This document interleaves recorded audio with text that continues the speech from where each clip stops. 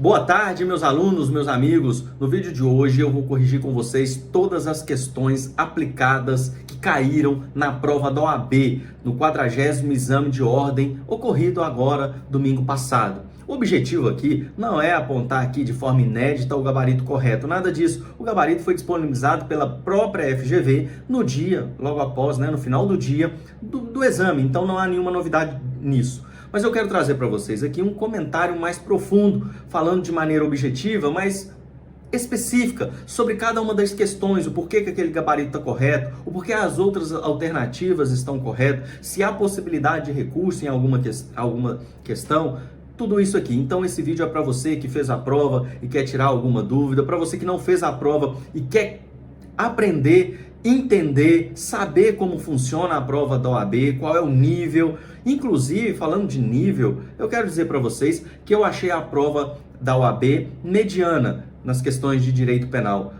Para falar a verdade, eu gostei das questões. Foram questões boas, não consideram questões que foram questões difíceis, complicadas, cheio de pegadinhas. Não, eu acho que a prova foi mediana no direito penal, foram boas questões. Também não posso dizer aqui que foram questões facílimas, que estavam mamão com açúcar, não, nada disso. Estava uma prova mediana, boa de se fazer para testar o conhecimento do aluno, sem exigir algo ali difícil, complicado para aquele momento de pressão. Sem maiores delongas, vamos então começar com a questão 57 da versão 1 da prova. As questões de direito penal iniciam aqui na 57, na questão 57. Vamos lá. Diz assim, olha aí, eu vou colocar as questões aqui, vocês acompanhem comigo e depois, em seguida, a gente tece alguns comentários. Arthur resolveu furtar os cabos de eletricidade da linha férrea de sua cidade, a fim de revender o cobre, clandestinamente.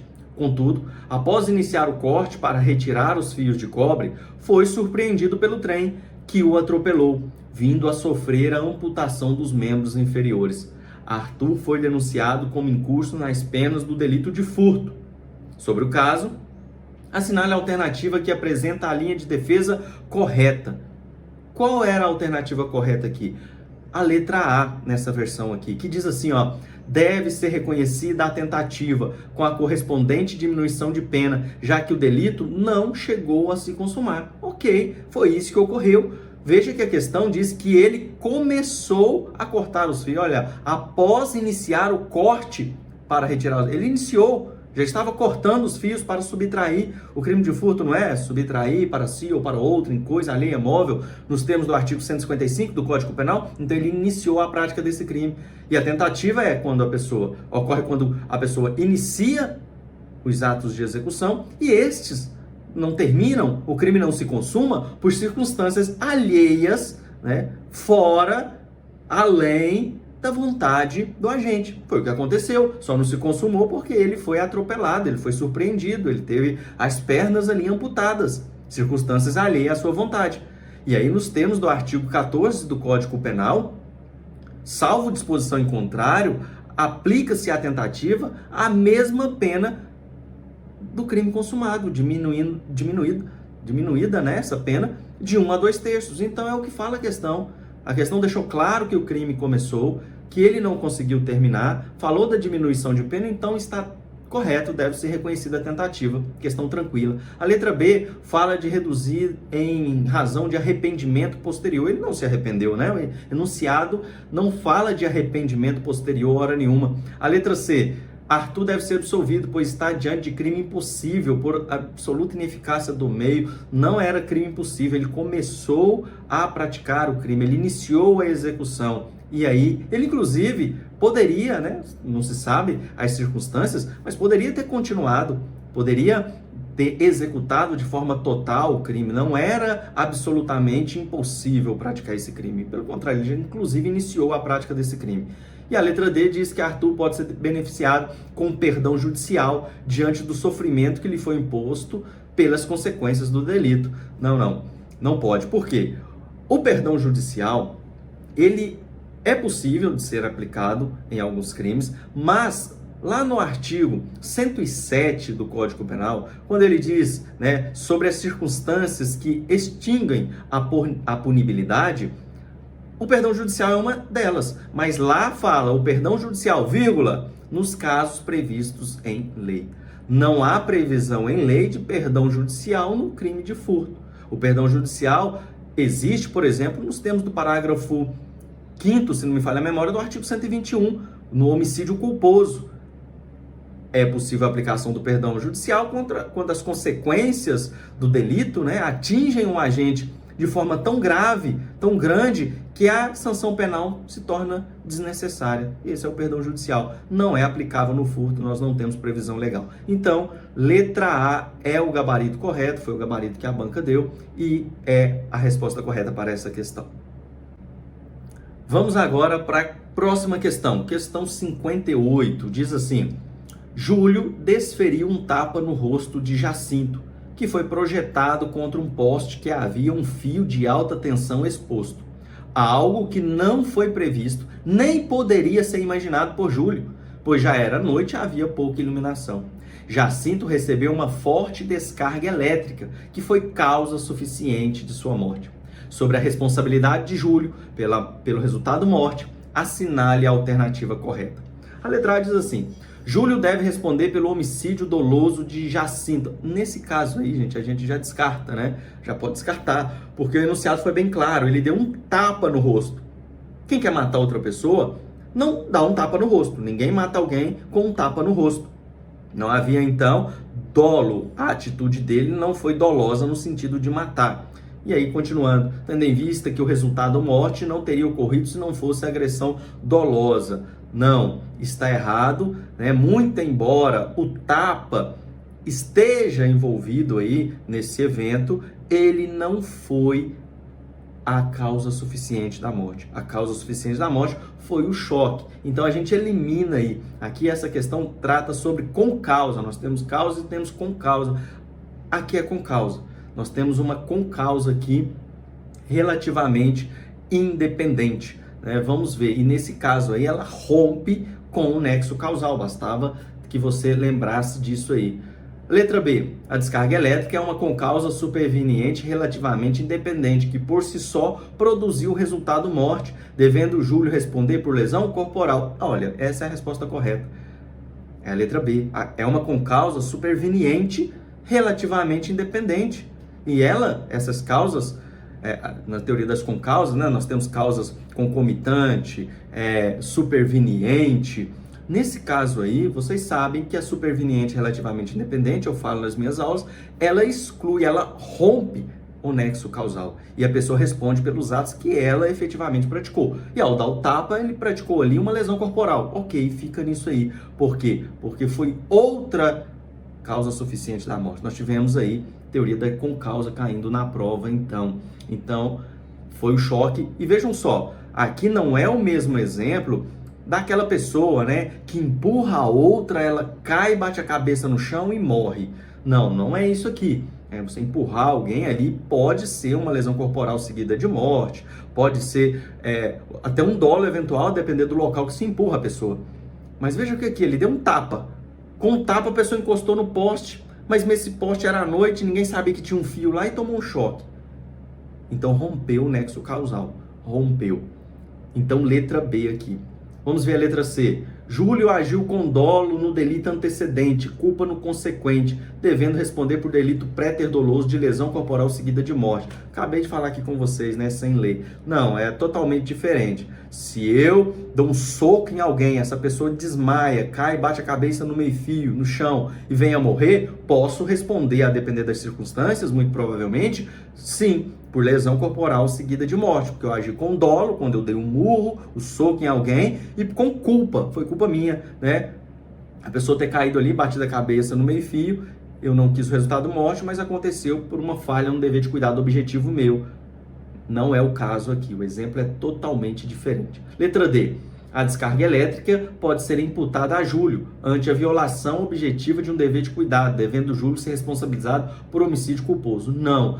Veja que o enunciado foi claro, falando, olha, há um fio de alta tensão, havia algo que não foi visto, nem poderia ser imaginado. Então ela deixou claro que não tinha nenhuma ligação ali de Júlio com esse fio de descarga que estava solto ali. Então a alternativa aqui também, dada pela banca como correta, eu concordo, é a alternativa B. A descarga elétrica é uma concausa superveniente relativamente independente que, por si só, produziu o resultado morte, devendo Júlio responder por lesão corporal. A próxima questão, questão 59 aqui da prova, diz o seguinte: Joaquim dirigia-se a uma agência bancária para sacar o valor de sua aposentadoria. Todavia, às 10 horas, ao se aproximar do estabelecimento, foi abordado por Gilson, que, com emprego de arma de fogo, ordenou que Joaquim entrasse em seu carro. Em seguida, Gilson conduziu o veículo até um motel e, mediante ameaça de morte, exigiu que a vítima transferisse valores para a conta bancária de Gilson, por meio de operações via Pix e TED, sendo certo que houve restrição da liberdade da vítima por tempo relevante, condição necessária para a obtenção da vantagem de R$ 12.000, efetivamente auferida em desfavor de Joaquim, após o que Gilson liberou a vítima. Diante do cenário descrito, assinale a opção que indica o crime ou os crimes praticados por Gilson. Vamos às alternativas. Letra A, roubo circunstanciado pelo emprego de arma de fogo. Letra B, extorsão mediante sequestro. Letra C, sequestro e cárcere privado. Letra D, extorsão mediante restrição da liberdade da vítima. Olha, nesse caso aqui, nós estamos diante de extorsão mediante restrição da liberdade da vítima. Tá? Esse é o crime que ocorreu. É conhecido como aquelas saidinhas, né? Esse delito aí existe potencialmente prevendo esses casos de saidinha de banco, a extorsão, quando a pessoa, mediante violência ou grave ameaça, obtém ali uma vantagem indevida, em prejuízo de outra pessoa. Então veja só, nesse caso aí, houve a extorsão e essa extorsão mediante a restrição da liberdade da vítima. O enunciado foi claro nesse sentido. Vamos ver por que não pode ser outro? Roubo circunstanciado pelo emprego de arma de fogo. Não foi. Aqui nós temos, e uma das principais diferenças do roubo com a extorsão é o seguinte: o roubo, gravem isso, o roubo, a participação da vítima, ela é possível, mas é desnecessária. Então, se alguém chega com uma arma na vítima e fala, me dê o seu celular, se a pessoa não passa o celular, para consumar o roubo, para obter a vantagem ali, o objeto, a coisa alheia, móvel, o agente pode subtrair, pegar a força e sair correndo. Mas vejam, na extorsão eu preciso efetivamente da participação da vítima. Se a vítima não fornece a senha, ela poderia até ser morta, mas o autor, no caso aqui, o Gilson, não conseguiria sacar o dinheiro. Então veja que a participação da vítima, toda vez que a participação da vítima for essencial, via de regra, nós vamos estar diante de um crime de extorsão. Então não era roubo. Extorsão mediante sequestro. Não era extorsão mediante sequestro. Por que não era extorsão mediante sequestro? A extorsão mediante sequestro, quando nós temos ali como finalidade o pagamento de um resgate. Veja que aqui não era pagamento de resgate. Ele queria que a própria vítima ali fornecesse a sua senha para ter a vantagem, para ter o dinheiro. Então não houve ali sequestro para um pagamento de resgate. Também não é sequestro ou cárcere privado. Esse crime aí, quanto à liberdade, né, das pessoas, a nossa liberdade individual, não há finalidade específica. O crime de sequestro e cárcere privado não há uma finalidade específica. Faz-se ali o sequestro, mantém-se a vítima em cárcere privado sem uma finalidade específica. E aqui tinha finalidade, que era obter a vantagem, o dinheiro, o patrimônio da vítima. Então, o crime correto aqui, letra D, extorsão mediante restrição da liberdade da vítima, porque o próprio enunciado fala que a vítima teve a sua liberdade restringida por tempo relevante. Então, nesse caso aqui, questão também tranquila, extorsão mediante restrição da liberdade da vítima. A próxima questão, questão 60, fala sobre Lei Maria da Penha. Vamos ver. Paulo é investigado em um inquérito policial pelos crimes de ameaça e lesão corporal em face de sua esposa, Maria. Ao longo da investigação, foi decretada a medida protetiva de afastamento de 1.000 metros em relação à vítima. Posteriormente, movido por ciúmes em razão de uma mensagem de Maria a um amigo, Paulo foi ao encontro dela com o intuito de questioná-la sobre o fato, violando a medida protetiva da qual já havia sido regularmente intimado. Tendo em vista o que preconiza a Lei 11.340 de 2006, que é a Lei Maria da Penha, está correto afirmar que Paulo, vamos às alternativas, praticou um crime de ação penal pública incondicionada, está em curso nas penas de um crime inafiançável, cometeu uma contravenção penal que comporta o oferecimento de proposta de suspensão condicional do processo, pode ser submetido a um decreto de prisão preventiva em seu desfavor, mas não cometeu o crime. Olha, gente, o gabarito aqui correto é a letra A. Praticou um crime de ação penal pública incondicionada. Quando a Lei Maria da Penha surgiu, não havia tipificação de crimes nessa lei, mas posteriormente foi introduzido o artigo que trata sobre descumprimento de medida protetiva. Esse artigo está disciplinado lá no artigo 24A, está lá no artigo 24A da própria Lei Maria da Penha, que diz que se descumprir medida protetiva, veja só, descumprir decisão judicial que defere medidas protetivas de urgências prevista nessa lei, prevista na Lei Maria da Penha. Então, é sim crime, ele praticou um crime. Esse crime é de ação penal pública condicionada, não fala nada aqui de mediante queixa, mediante representação, então é um crime de ação penal pública incondicionada, é a resposta correta. Vamos ver as outras hipóteses. Está em curso nas penas de um crime inafiançável. Olha, aqui tinha uma pegadinha, porque você poderia se lembrar desse crime e lembrar que há alguma coisa de inafiançável nesse crime. Sim, a própria lei, o próprio crime ali, quando vem sendo explicado, exposto, disciplinado, ele traz que esse crime não é suscetível de fiança pelo delegado de polícia. O delegado de polícia, ao receber um flagrante ou apreender em flagrante alguém pelo crime de descumprimento de medida protetiva de urgência, ele não pode conceder o flagrante. Vocês sabem que o delegado ele pode conceder flagrante ali no momento da prisão em flagrante, conceder fiança no momento da prisão em flagrante, nos crimes com a pena até 4 anos de prisão, de reclusão ou de detenção.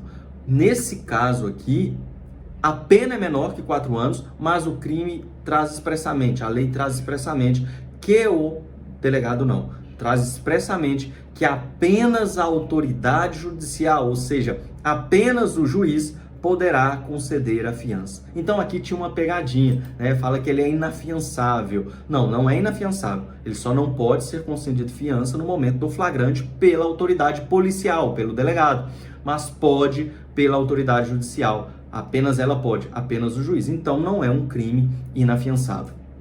A letra C fala que foi uma contravenção penal. Não foi contravenção penal, não é cabível suspensão condicional do processo, como eu já falei com vocês. E letra D, pode ser submetida a um decreto de prisão preventiva em seu desfavor, mas não cometeu crime. Essa parte final está errada, ele cometeu sim o crime, como nós já falamos aqui. Pode até ser decretada uma prisão preventiva para ele, pelos descumprimentos, pela prática de outros crimes, pela prática desses crimes aqui, pode sim ser decretado prisão preventiva, mas não pode aqui essa parte ser considerada correta ao final, mas não cometeu nenhum crime, está errado. Então, o gabarito aqui, também dado pela ABAN, que considero como correto, não vejo possibilidade de recurso, é a letra A. Ele praticou um crime de ação penal pública incondicionada. A próxima questão, questão 61, traz o seguinte, ela é grande, o enunciado é grande, mas é uma questão, de certa forma, tranquila, bem trabalhada nas nossas aulas aqui, eu sempre chamo a atenção sobre isso. Vamos ler. Antônio, funcionário público, foi designado como servidor responsável por conduzir a licitação de um hospital público que desejava adquirir 100 mil doses de um determinado medicamento. Patrícia, funcionária da Sociedade Empresária Medicante Limitada, descobre o contato de Antônio e, de seu celular pessoal, manda um áudio no qual se oferece para dividir sua comissão com um funcionário público caso a sua empresa fosse a vencedora. O valor da comissão de Patrícia era de 50 mil reais, em caso de vitória na licitação. Antônio, indignado com a proposta de Patrícia, encaminha os fatos aos seus superiores, que enviam notícia-crime à autoridade policial com atribuição para investigar os fatos. Tomando por base o fato de não ter havido pagamento do valor oferecido, assinale a opção que indica o crime pelo qual Patrícia poderá ser responsabilizada. De cara aqui, nós temos o crime de quê? Corrupção ativa. ativa, tá? Aqui o enunciado tentou trazer hipóteses de corrupção passiva e corrupção ativa, na forma tentada e na forma consumada. Bastava saber que era crime de corrupção ativa na forma consumada. E aí o enunciado, a letra A, diz corrupção passiva tentada. Não, a gente já vai vamos eliminar as duas questões de corrupção passiva, porque quem comete a corrupção passiva é o funcionário público. Esse crime está dentro dos crimes praticados por funcionário público contra a administração pública. Veja só, Patrícia era funcionária da sociedade empresária, então ela não ia cometer corrupção passiva. Corrupção passiva é receber o dinheiro, é aceitar promessa de vantagem. Não, aqui ela ofereceu. Está dentro dos verbos, né, do núcleo do tipo, consistente em corrupção ativa. Ela ofereceu para o funcionário público. Ela é um particular e o crime de corrupção ativa está dentro dos crimes praticados por particular contra a administração pública. Então a gente poderia já eliminar corrupção passiva. Aí ficou a letra C e a letra D. Corrupção ativa tentada ou corrupção ativa consumada? Olha, aqui nós estamos diante de uma corrupção ativa consumada. Por que consumada? Porque ela ofereceu. Mesmo que o pagamento não tenha sido feito, o crime já aconteceu. Era isso aqui que o examinador queria saber na sua prova, se você lembrava desse verbo. Porque quando a gente vai lá no artigo 333 do Código Penal, que trata da corrupção ativa, o verbo é oferecer ou prometer vantagem a funcionário público, vantagem devida a funcionário público. O que ela fez? Ela ofereceu. Pouco importa se ele aceitou, se ele não aceitou, se ela chegou a pagar, se não chegou a pagar, a gente já matava a questão aí. Tá? Eu sempre falo que trata-se de crime formal, como diz a questão. Basta o oferecimento, basta a promessa da vantagem devida que o crime está consumado. Então, o gabarito correto aqui é a letra D, corrupção ativa consumada, na medida em que o crime é formal, bastando o seu oferecimento da vantagem ilícita, ou bastando o oferecimento da vantagem ilícita ao servidor público para a sua consumação. Simples, né? A questão, como eu disse, o enunciado é grande, mas ela é bem tranquila para quem aí é um crime de corrupção, sempre cai na prova da OAB, sempre cai em concurso público. É bom estar atento aí à diferença entre corrupção ativa, passiva e se é consumada ou se é na forma tentada. Geralmente é na forma consumada, porque o verbo antecipa, ele fala oferecer, prometer, não fala pagar. Se ele fala dar, pagar, não, aí só consumaria quando você pagasse, quando você desse, mas ele fala oferecer, prometer. Enviou mensagem oferecendo, consumou o crime. Se ele recebesse o dinheiro também, depois, aí já era outra situação, seria um exaurimento do crime. Mas ele já tinha se consumado no momento em que ela ofereceu. Então, o gabarito aí também correto é a letra D. Estamos diante de um crime de corrupção ativa consumada. A próxima questão, questão 62, também enunciado, é um pouco extenso, mas é uma questão relativamente simples. Bastava ter uma sacada aqui, bastava saber um detalhe aqui do crime de lesão corporal culposa, que eu já vou falar para vocês após o enunciado. O médico João dos Santos, durante a realização de uma cirurgia na perna de um paciente, cometeu um erro que acabou provocando a necessária amputação do membro do paciente. A pena combinada à lesão corporal culposa é de 2 meses a 1 ano. A lesão corporal grave é de 1 a 5 anos e a lesão corporal gravíssima de 2 a 8 anos. Sobre a atuação do médico João Santos, assinale a alternativa correta. Gente, olha aqui, a banca tentou aqui trazer uma certa confusão, mas quem está atento não tinha como cair nisso aqui, porque é algo batido já nas questões em concurso. É o seguinte: a lesão corporal culposa não tem gradação em lesão corporal culposa grave, gravíssima, lesão corporal culposa leve. Não, é lesão corporal culposa. Pouco importa se a pessoa machucou muito, pouco importa se machucou pouco, é lesão corporal culposa. Não existe lesão corporal culposa grave, gravíssima e leve. Era isso. Se soubesse isso, você acertava a questão. Porque aí, as outras 3 que estão erradas, alternativas, elas trazem aí lesão corporal culposa grave. Não, ele não atuou em lesão corporal, muito embora lá no enunciado a banca fale, né, do tempo de pena da lesão corporal grave e da gravíssima. Não, lesão corporal culposa. Não se estende aqui grave, gravíssima, leve, não, lesão corporal culposa. Então o gabarito só pode ser a letra A. Ele cometeu o crime de lesão corporal culposa, devendo sua conduta ser julgada perante o juizado especial criminal. O quê? Pela pena abstratamente combinada, tornam-se aplicáveis em tese as medidas despenalizadoras da Lei 9.099. Correto. Lesão corporal culposa, a pena é de 2 meses a 1 ano, ou seja, então menor que 2 anos, cabível ali os institutos despenalizadores, processado perante o juizado especial criminal. Essa é a resposta correta, porque as demais fala assim, ele apesar de não ter agido com dolo, cometeu lesão corporal gravíssima. Não, foi lesão corporal culposa. A letra C, apesar de não ter atuado com dolo, cometeu o crime de lesão corporal grave. Não, lesão corporal culposa, não tem que se falar em grave, em gravíssimo. Atente-se a isso, que você nunca mais vai errar esse tipo de questão. Letra D, ele cometeu o crime de lesão corporal gravíssima. Também não. Então vejam só, B, C e D fala de lesão corporal grave, gravíssimo. Não, se foi culposa, não tem gradação, não há que se falar em grave ou gravíssimo. No caso aqui, gabarito correto, letra A. Ele cometeu crime de lesão corporal culposa, sujeito às disciplinas do juizado especial criminal e pela pena abstratamente combinada, pode sim ser aplicado os institutos despenalizadores. Gabarito, letra A.